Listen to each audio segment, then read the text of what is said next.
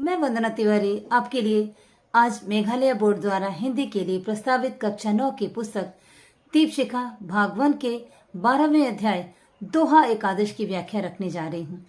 मुझे आशा है कि मेरे प्रयास से आपको सफलता मिलेगी, और अगर आपको भी लगती है कि मेरे प्रयास से आपको सफलता मिलती सी लगती है तो चैनल को लाइक करना बनता है, सब्सक्राइब करना बनता है और अपने फ्रेंड्स को शेयर भी कर दीजिए, जिससे सभी को अच्छी व्याख्या मिल सके और आप सभी को परीक्षा में अच्छे नंबर मिल सके।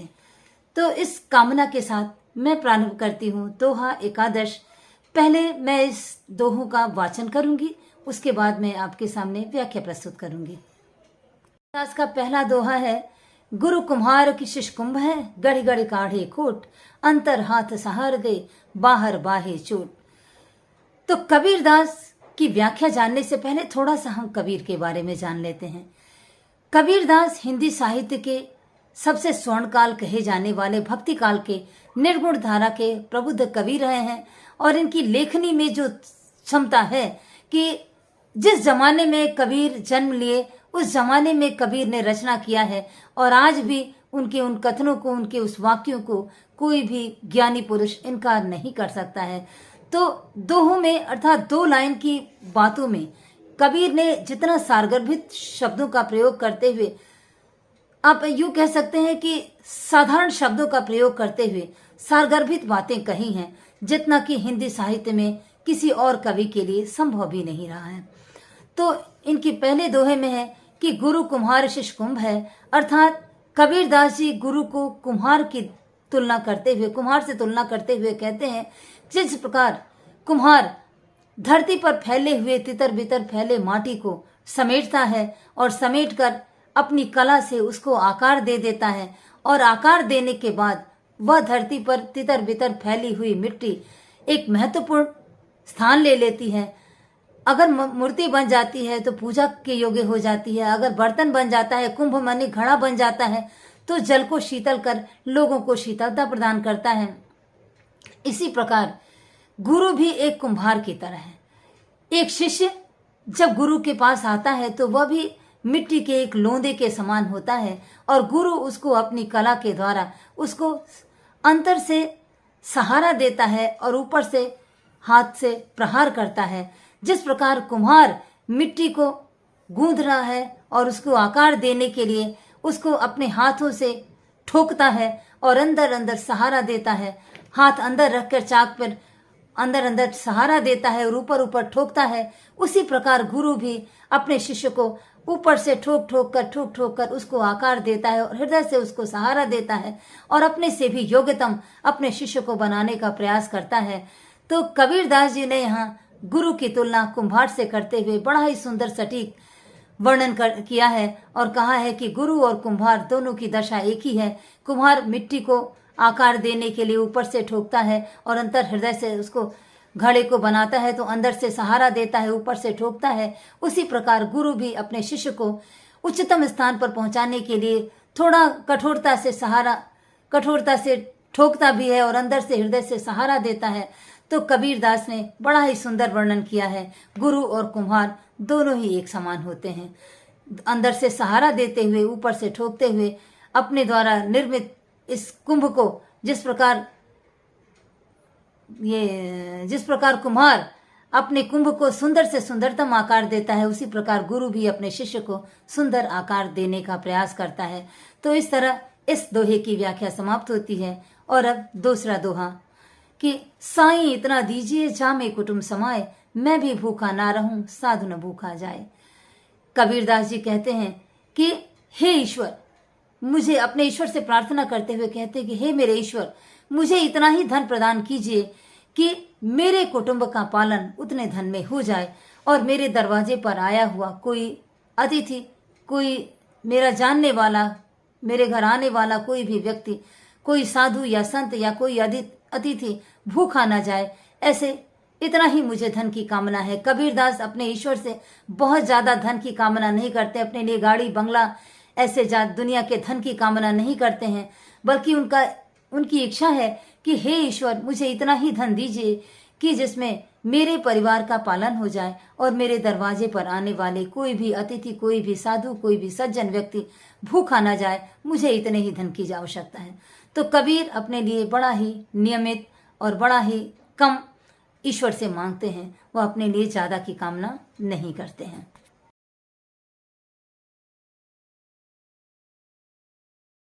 दोहा इस प्रकार है, माला फेरत जुग भया, फिरा न मन का फेर, कर का मन का डार दे, मन का मन का फेर।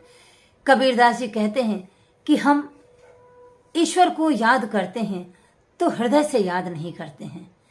हम केवल मुंह से ईश्वर का नाम लेते हैं, लेकिन हृदय से अपने प्रभु को याद नहीं करते हैं। तो जिस प्रकार हम माला हाथ में लेकर बार बार राम नाम राम राम करते रहें, लेकिन हृदय से हम उस प्रभु को याद ना करें, तो वह मन का फेरना, वह माला फेरना व्यर्थ होता है।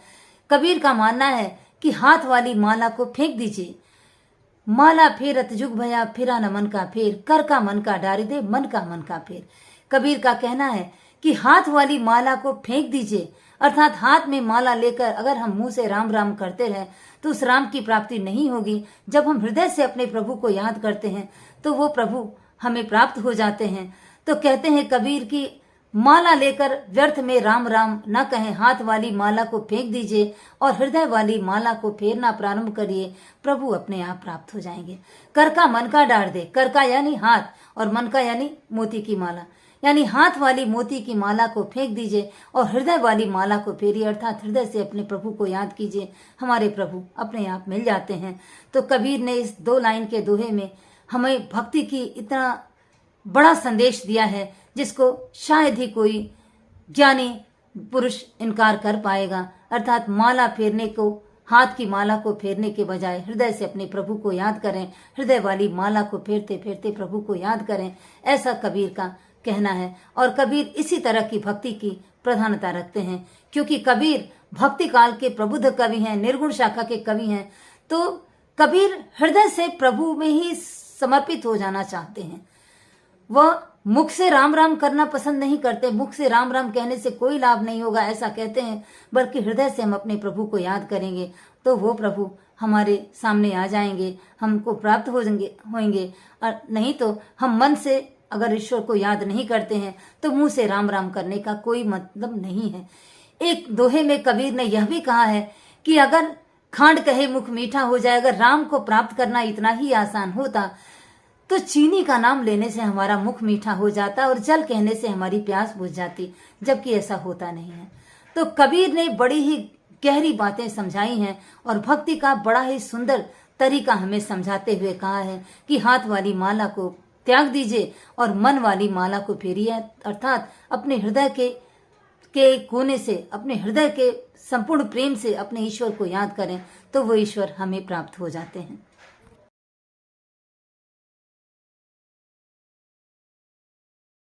अगला दोहा है, कस्तूरी कुंडली बसे मृग ढूंढे मन माही। कस्तूरी कुंडली बसे मृग ढूंढे मन माही, ऐसे घटघट राम है दुनिया देखे नाई। कबीरदास जी का कहना है कि कस्तूरी कुंडली बसे, अर्थात हिरण जो होता है, हिरण के नाभि में कस्तूरी की सुगंध भरी पड़ी होती है। और जैसे जैसे गर्मी का वातावरण होता है तो वातावरण में जैसे जैसे गर्मी होती है वह कस्तूरी उसके नाभि से एक खुशबू के रूप में बाहर आती है। लेकिन हिरण ऐसा बेवकूफ है, ऐसा बुद्धिहीन है कि वह अपने नाभि से निकले हुए कस्तूरी के खुशबू को जब उसके नासिका के द्वारा वह सूंघता है तो वह उस खुशबू को तलाश करने के लिए दौड़ता फिरता है। आप देखेंगे कि हिरण जंगल में हमेशा इधर उधर दौड़ता रहता है।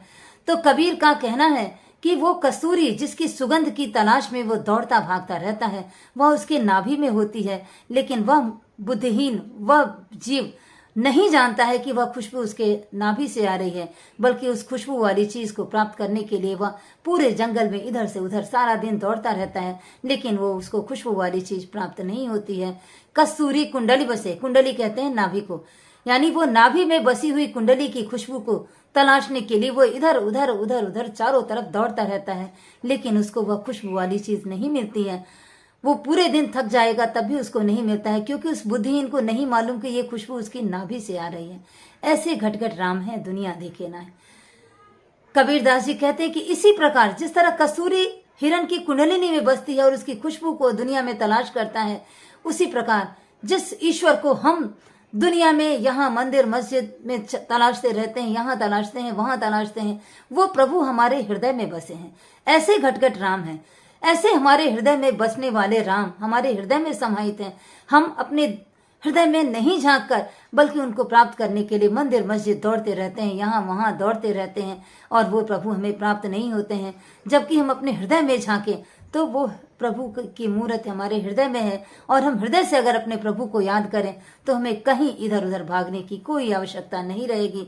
तो कबीर दास जी ने भक्ति के बड़े ही सर्वोच्च पराकाष्ठा को, आप यूं कह सकते हैं, पराकाष्ठा को प्राप्त किया है, और बड़े ही साधारण तरीके से ईश्वर की भक्ति और ईश्वर का प्रेम पाने का रास्ता हमें बताया है।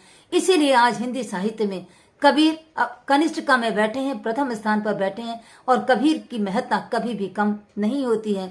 कोई भी सिलेबस कबीर के दोहों के बिना समाप्त नहीं होता है, हर सिलेबस में उनके दोहों को पढ़ना पड़ता है।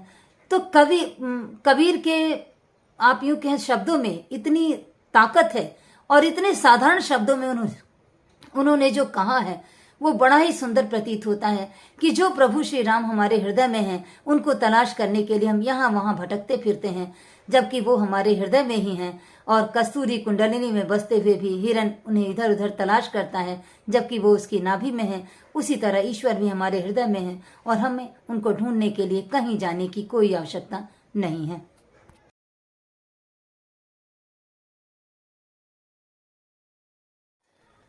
अगला दोहा है, तिनका कबहू न निंदिए जो पायन तर होए, कबहू उड़ी आखन पड़े पीर घनेरी होए। कबीरदास ने बड़े ही छोटे से दोहे में एक बड़ा गंभीर बात कहा है। उन्होंने कहा है कि तिनका कबहू न निंदिए। तिनका छोटे टुकड़े को कहते हैं। छोटे टुकड़े को भी कभी भी बहुत छोटा नहीं समझना चाहिए, क्योंकि कभी भी हवा का झोंका आए और वह छोटा सा टुकड़ा हवा के झोंके से अगर उड़ के आपकी आंखों में पड़ जाए तो आपकी आंखों को पीड़ा देता है, और इतनी पीड़ा देता है कि हमसे सहा नहीं जाता है। तिनका कबहू न निंदिए जो पायन तर होए।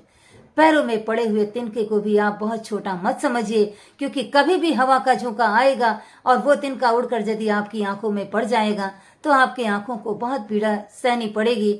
इसी तरह कहते हैं कि कभी भी समाज में जो व्यक्ति छोटा हो, किसी भी छोटे से छोटे व्यक्ति का भी कभी अपमान नहीं करना चाहिए। व्यक्ति कितना भी छोटा हो, कितना भी गरीब हो, आप जिसको समाज में जिसको छोटा कहते हैं, अर्थात हालांकि समाज में छोटा कोई भी नहीं होता है, सब अपने कर्तव्य से बड़े होते हैं, और जो व्यक्ति कर्मठ होता है, कर्मशील होता है, वो बड़ा ही होता है, चाहे जो भी काम करता हो।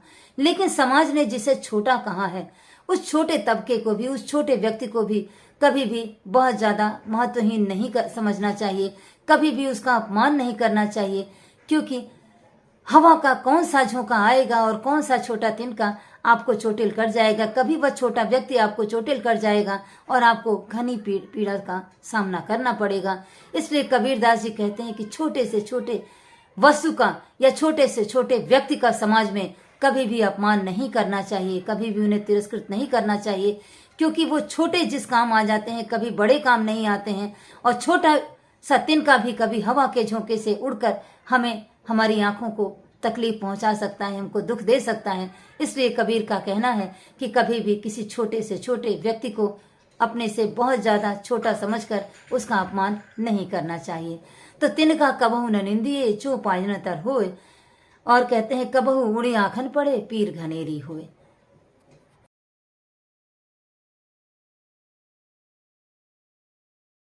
अगला दोहा इस प्रकार है कि तू करता तू भया। कबीर का जो आखिरी दोहा है ये कि तू करता तू भया, मुझ में रही न हूं, और बारी तेरे नाव परी, जित देत खुतित तू। कबीर बड़े ही सुंदर 2 लाइन के दोहे में जो बात कहते हैं कि तू करता तू भया, कहते हैं कि हे प्रभु, मैं तुम्हें याद करता करता पूरी तरह तुममय हो गया। तू करता तू भया, अर्थात तुम्हारा नाम लेते लेते हे प्रभु मैं तुममय हो गया। कब मैं महत्वपूर्ण हो गया, कब समाज में प्रतिष्ठावान हो गया, मुझे पता ही नहीं चला। मैंने तो केवल सिर्फ तुम्हारा नाम लिया है, और तुम्हारा नाम लेते लेते मुझ में मेरे अंदर, अपने अंदर अहंकार रहा ही नहीं, अर्थात मैं भी कुछ हूं, ये घमंड मेरे अंदर रहा नहीं। तू करता तू भया, मुझ में रही न हूं। हे प्रभु, तुम्हारा नाम लेते लेते ले मेरे अंदर मैं वाला अहंकार तो कभी रहा नहीं।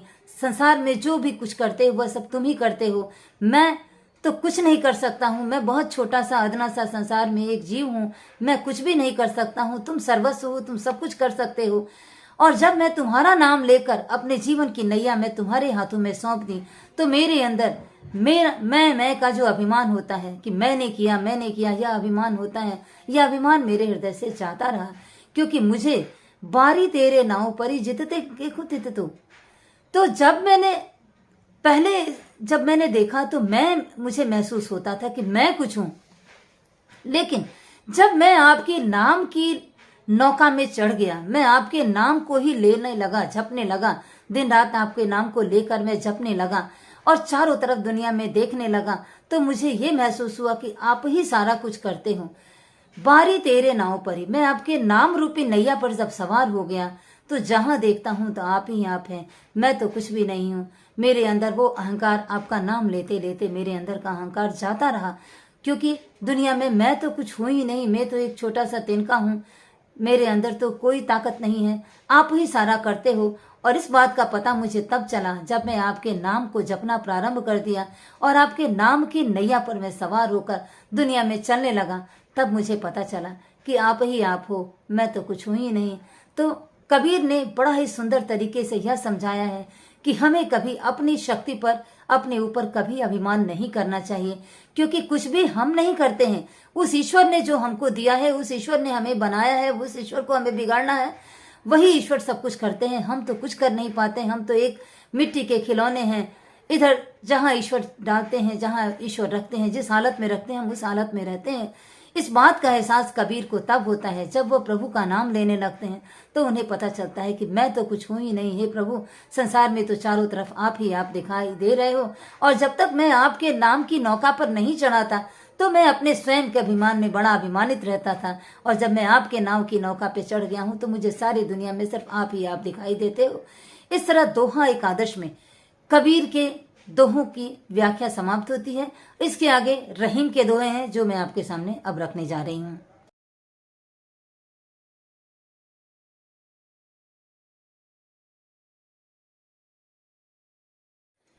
रहीम के दोहों का वाचन इस प्रकार है कि रहीमन धागा प्रेम का, मत तोड़े चटकाए, तोड़े से फिर ना जुड़े, जुड़े गांठ पड़ जाए। रहीमदास जी की बड़ी ही सुंदर रचना, भक्ति साहित्य के प्रबुद्ध कवि रहीम भी रहे हैं, ये भी निर्गुण के उपासक हैं।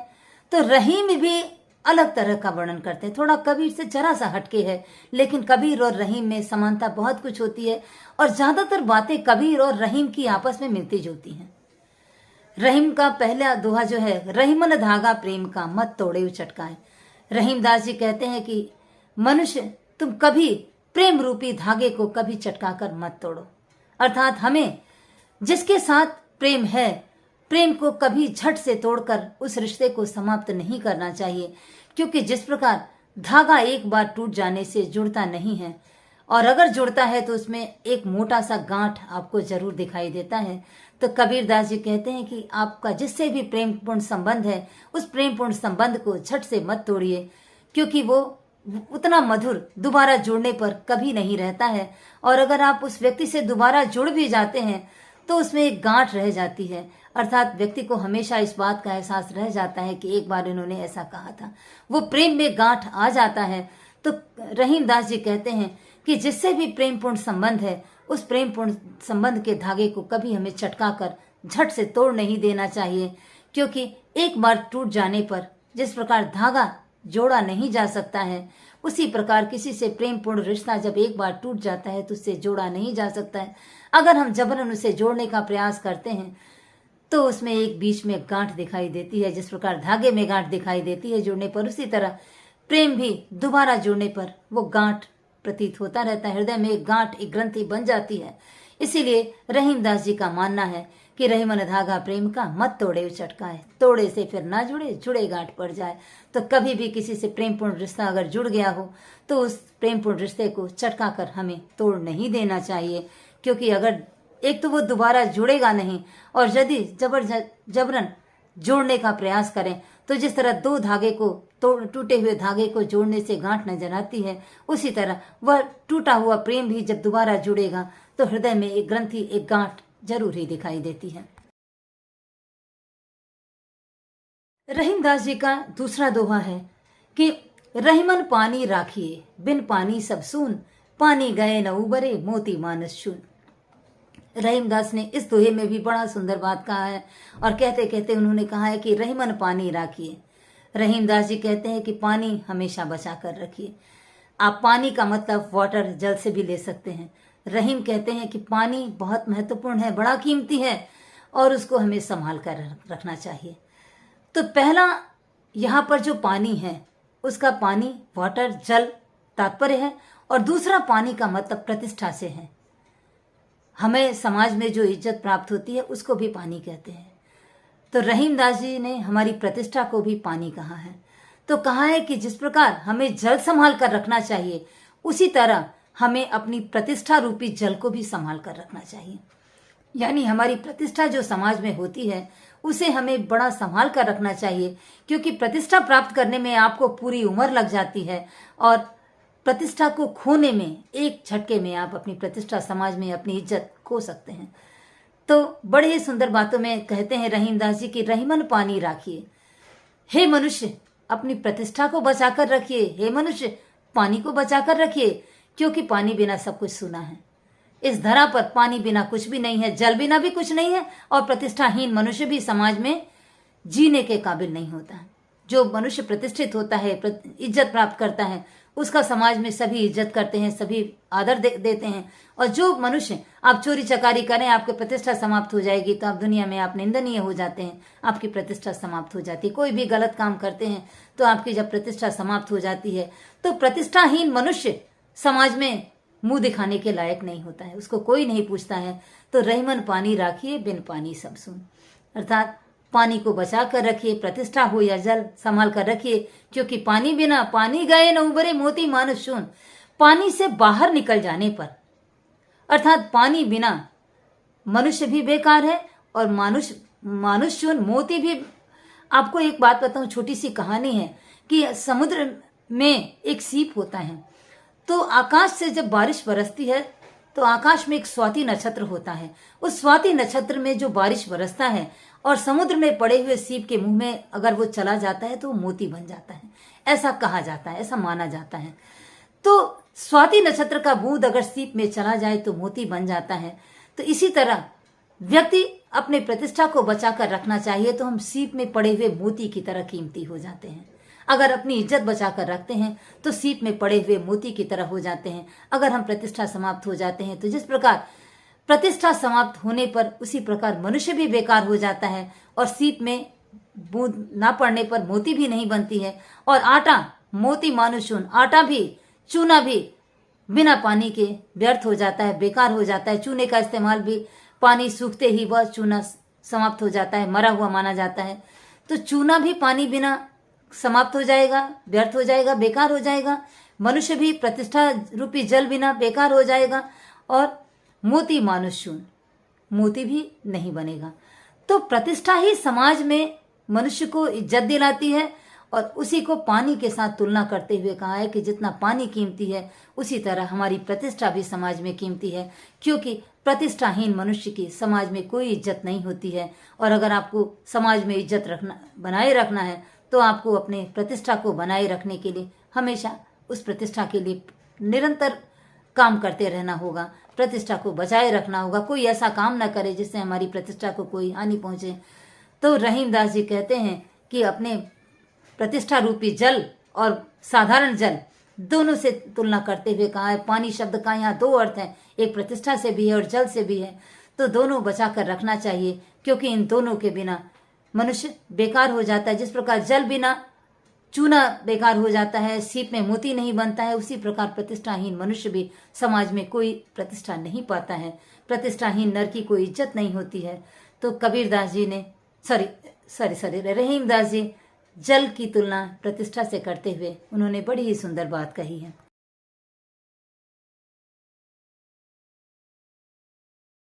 रहीमदास का अगला दोहा है, कही रहीम संपत्ति सगे बनत बनत बहुरीत, विपत्ति कसौटी जे कसे सोई साचे मीत। रहीमदास जी बड़े सुंदर तरीके से कहते हैं कि जब भी आपके पास संपत्ति होती है तो आपके बहुत सारे सगे हो जाते हैं। कही रहीम संपत्ति सगे, संपत्ति होने पे हमारे नानी के नानी, चाची के सगे निकल जाते हैं और बहुत बहुत तरीके से रिश्ता बना लेते हैं। कही रहीम संपत्ति सगे, संपत्ति होने पे बहुत सगे हो जाते हैं, बनत बहुत बहुरीत, और बहुत बहुत तरीके से रिश्ता बना लेते हैं और दूर के रिश्तेदार भी अपने हो जाते हैं। और कहते हैं कि विपत्ति कसौटी जे कसे सोई साचो मित्र।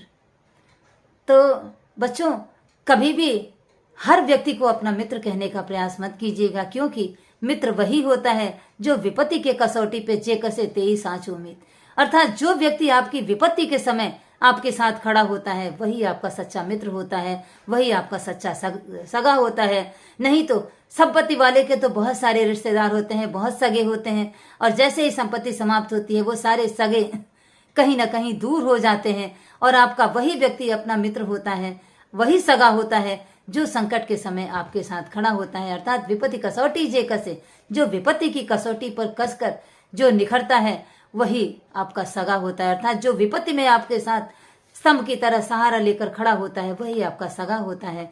तो रहीमदास जी ने बड़े सुंदर तरीके से मित्र बनाने की भी पद्धति को सिखाया है कि किस प्रकार मित्र बनाएं। हर व्यक्ति को अपना मित्र ना कहें, जो व्यक्ति संकट के समय आपके साथ खड़ा होता है वही आपका मित्र कहलाने का अधिकारी होता है।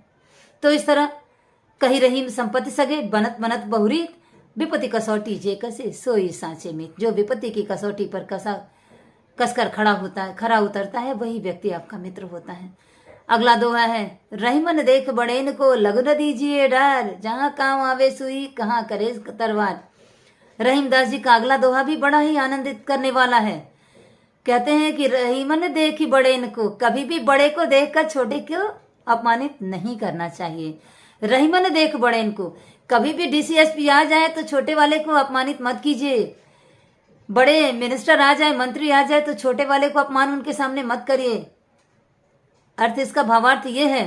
तो रहीमदास जी कहते हैं कि रहीमन देख बड़ेन को लघु न दीजिए डार, कभी भी छोटे वाले को अपमान मत कीजिए। बड़े को देखकर, जिस प्रकार पहले कहा कि पायंतर, कबीर ने कहा है कि तिनका कबहू न निंदिए जो पायंतर हो, उसी प्रकार रहीमदास जी भी कहते हैं कि बड़े को देखकर कभी भी छोटे को अपमानित नहीं करना चाहिए। जहां काम आवे सुई कहां करे तलवार, जहां सुई काम आती है वहां तलवार काम नहीं आ सकती। तलवार बहुत बड़ी होती है, बहुत नुकीली होती है, लेकिन जहां सुई काम आएगी वहां तलवार काम नहीं आएगा। छोटे का अपना स्थान है, बड़े का अपना स्थान है। कोई भी व्यक्ति कम महत्वपूर्ण नहीं है हमारे जीवन में। जहां तलवार काम आएगी वहां सुई काम नहीं आएगा, जहां सुई काम आएगी वहां तलवार काम नहीं आएगा। तो दोनों का अपना अपना महत्वपूर्ण स्थान है। किसी एक के चलते, किसी बड़े के चलते छोटे का अपमान करने के लिए मना करते हैं रहीमदास जी कि समाज में जब आपको जीना है तो बड़े को देखकर कभी भी छोटे का अपमान मत कीजिए, क्योंकि जहां छोटा काम आएगा वहां बड़ा काम नहीं आएगा। जहां काम आवे सुई कहां करे तलवार। तो इस तरह इस बात को ध्यान में रखते हुए समाज में हर किसी का सम्मान करिए, छोटा हो या बड़ा, हर किसी का आदर करिए, क्योंकि जो काम छोटा करेगा वो बड़ा कदापि नहीं कर सकेगा। अगला दोहा है, वो भी बहुत सुंदर है। पावस देख रहीम मन कोयल साधे मौन, अब दादुर बक्ता भय हमको पूछत कौन। पावस देख रहीम मन कोयल साधे मौन, अर्थात पावस ऋतु आने पर रहीमदास जी कहते हैं कि हे मेरे मन, जब पावस ऋतु आ गई, अर्थात जब बारिश का मौसम आ जाता है, तो रहीमदास अपने मन को समझाते हुए कहते हैं कि पावस देख रहीम मन, हे रहीमदास के मन, हे मेरे मन, रहीमदास कहते हैं कि पावस की ऋतु आ गई है। ऐसे समय में कोयल मौन साध लेती है। कोयल किस मौसम में बोलती है? कोयल फरवरी महीने में, मार्च महीने में जब आम पर मंजरियां आने लगती हैं, बसंत के मौसम में कोयल बोलती है। और जब बारिश का मौसम आ जाता है तो कोयल मौन साध लेती है। क्यों कोयल मौन साध लेती है? कोयल का सीजन समाप्त हो जाता है, कोयल तब नहीं बोलती है। कब कौन बोलता है? दादुर अब बक्ता भय, अर्थात तब मेढक टर्र टर्र बोलने लगते हैं, कोयल की आवाज कोई नहीं सुनता है। तो कहते हैं कि अब दादुर बक्ता भय हमको पूछत कौन। पावस ऋतु को देखकर जब मौसम बदल जाए, जब सिचुएशन उपयुक्त ना रहे, तो कोयल मौन साध लेती है, क्योंकि जब दादुर बोलने लगेंगे, जब मेढक टर टर करने लगेंगे, तो कोयल की मधुर आवाज कोई नहीं सुनेगा। तो ऐसे समय वह कोयल मौन धारण कर लेती है। इसी प्रकार रहीमदास जी कहते हैं कि हम मनुष्यों को भी वही करना चाहिए। जब कोई हमारी बात नहीं सुनता है तो वहां हमको वक्ता बनकर उपदेश देकर समझाने का प्रयास नहीं करना चाहिए, क्योंकि जब मूर्खों की भीड़ हो जाती है, मूर्खों की मंडली हो जाती है, वहां कोयल जैसे विद्वान का मौन साध लेना ही ज्यादा अच्छा है। क्योंकि जब दादुर बोलेंगे तो कोयल की आवाज कोई नहीं सुनेगा। जहां एक तरफ बुद्धिहीन बोलना शुरू करेंगे तो बुद्धिजीवी का बोलना व्यर्थ हो जाता है, कोई उनकी बात को नहीं सुनता है। तो रहीमदास जी बड़े सुंदर तरीके से समझाते हैं मनुष्यों को और कहते हैं कि पावस देख रहीम मना कोयल साधे मौन। जब पावस का मौसम आता है, ऋतु आती है, तो कोयल उस समय मौन साध लेती है, क्योंकि उस समय दादुर सारे वक्ता हो जाते हैं। सारे मेढक बोलने वाले टर टर बोल के वातावरण को अपनी आवाज से गुंजित कर देते हैं। उस समय अगर कोयल अपनी मीठी आवाज में बोलेगी भी तो कोई उसकी बात को सुनेगा नहीं। तो दादुर जब वक्ता हो जाते हैं तो कोयल चुप मौन साध लेती है। और इसी तरह मनुष्यों को भी समय देखकर बोलना चाहिए। जब आपकी बात को कोई सुनना नहीं चाहता है तो वहां उपदेश देकर अच्छी अच्छी बातें बोलने का, मीठी मीठी बातें बोलने का कोई मतलब नहीं होता है। तो इस तरह रहीमदास के दोहे भी अब समाप्त होते हैं। मुझे आशा है मेरे प्रयास से आपको सफलता मिलेगी, आपको व्याख्या अच्छी लगी होगी। तो परीक्षा के लिए आपको अच्छी शुभकामनाएं।